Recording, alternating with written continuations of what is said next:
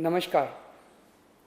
आज मेरे पास आपके लिए एक खुशखबरी है और एक बड़ी चिंता है। पहले खुशखबरी बताता हूँ। दिल्ली में कोरोना की रफ्तार काफ़ी कम हो गई है। पिछले 24 घंटों में दिल्ली में केवल 2200 कोरोना के केस आए हैं। संक्रमण दर भी घट के पिछले 24 घंटों में केवल 3.5% रह गई है। लेकिन इसका मतलब ये नहीं है कि कोरोना का खतरा टल गया, वो अभी भी है। हमें कोरोना से बचने के सभी उपाय करने हैं।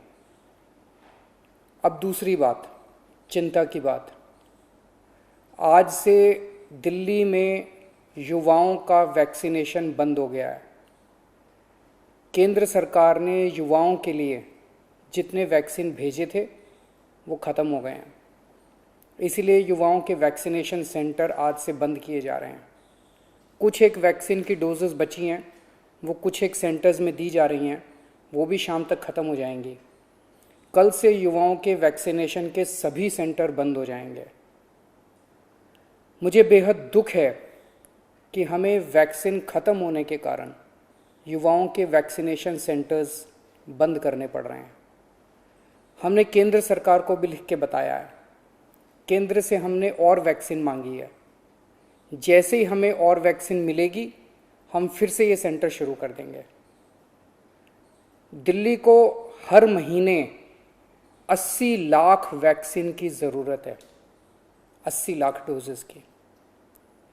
इसके मुकाबले मई में हमें केवल 16 लाख वैक्सीन मिली और जून के महीने के लिए केंद्र ने दिल्ली का कोटा और भी कम कर दिया है।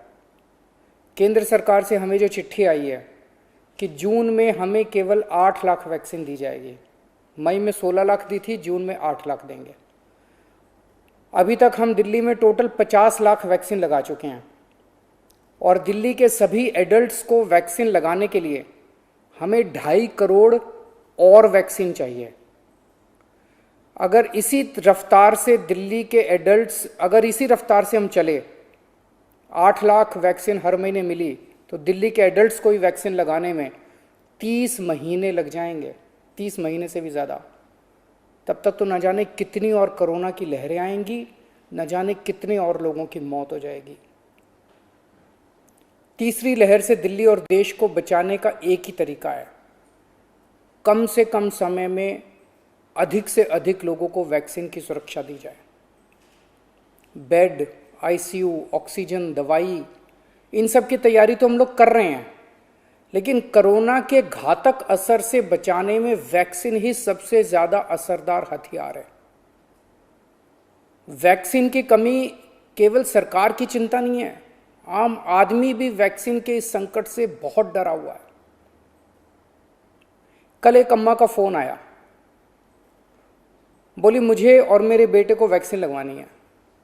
मैंने पूछा अम्मा कितनी उम्र है दोनों की? बोली मेरी उम्र 65 साल है, मेरे बेटे की उम्र 35 साल। मैंने कहा अम्मा युवाओं की वैक्सीन तो ख़त्म हो गई, आपको लगवा दूंगा। थोड़ा सोच के बोली अच्छा मेरे वाली वैक्सीन मेरे बेटे को लगवा दे, वो नौकरी के लिए घर से बाहर जाता है, मैं तो बूढ़ी हो गई, उसे तो आगे परिवार भी संभालना है, इसलिए उसका सुरक्षित रहना जरूरी है। ये सुन के दिल में बहुत पीड़ा हुई। आज वैक्सीन की कमी की वजह से देश में बेहद मुश्किल हालात पैदा हो गए हैं। अगर देश में किसी पिता, किसी बेटे, किसी भाई, किसी माँ, किसी बहन के सामने ये धर्म संकट है कि वो खुद वैक्सीन ले या अपने परिवार के युवाओं के लिए छोड़ दे, तो इससे ज़्यादा दुखद बात और क्या हो सकती है। कोरोना से लोगों की जान बचाने के लिए हमें देश में वैक्सीन की उपलब्धता तुरंत बढ़ानी पड़ेगी। इसके लिए केंद्र सरकार को मेरे 4 सुझाव हैं। पहला, भारतीय बायोटेक कंपनी जो कोवैक्सीन बनाती है, वो अपनी वैक्सीन का फॉर्मूला दूसरी कंपनियों को देने को तैयार हो गई है। देश में वैक्सीन बनाने वाली ढेरों कंपनियां हैं। केंद्र सरकार तुरंत उन सभी कंपनियों को बुलाए और उन्हें आदेश दे, उनसे रिक्वेस्ट ना करे, उन्हें आदेश दे कि वे सभी कंपनियां युद्ध स्तर पर समयबद्ध तरीके से वैक्सीन बनाना तुरंत चालू करें। मैं पूरी विनम्रता से कहना चाहता हूं कि इन सभी कंपनियों को अगले 24 घंटे में बुलाकर ये आदेश दिए जाएं। मेरी बात को अन्यथा ना लिया जाए। इस वक्त एक एक दिन कीमती है, इसलिए मैं ये बात कह रहा हूं। दूसरा सुझाव, सभी विदेशी वैक्सीन, जितनी विदेशी वैक्सीन है उनको भारत में इस्तेमाल करने की तुरंत इजाजत दी जाए। ये भी 24 घंटे में होना चाहिए, इसमें भी बिल्कुल देरी ना की जाए। और विदेशी वैक्सीन के जितने निर्माता हैं उनसे भारत सरकार बात करे।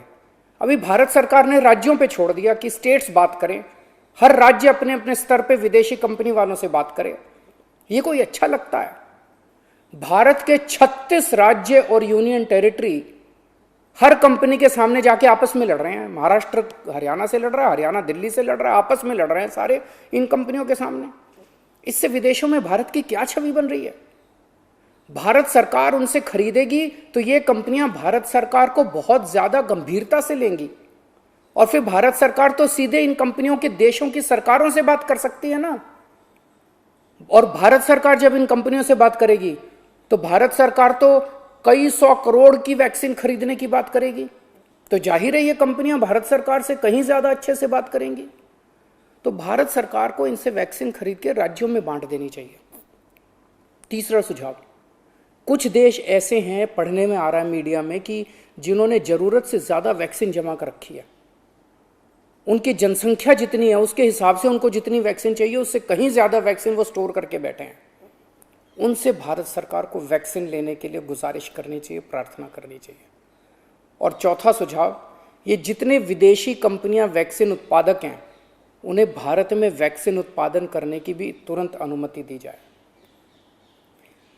अंत में मेरा केंद्र सरकार से यही अनुरोध है कि दिल्ली को तुरंत वैक्सीन उपलब्ध करवाई जाए ताकि हम फिर से वैक्सीन लगाना चालू करें, अपने वैक्सीनेशन सेंटर खोलें और दिल्ली का वैक्सीन का कोटा भी बढ़ाया जाए। कोरोना की इस लहर में सबसे ज़्यादा युवा जिंदगियों का नुकसान हुआ है, युवाओं की मौत हुई है, और दिल्ली में इस वक्त युवाओं के कोटे की वैक्सीन ख़त्म हो गई है।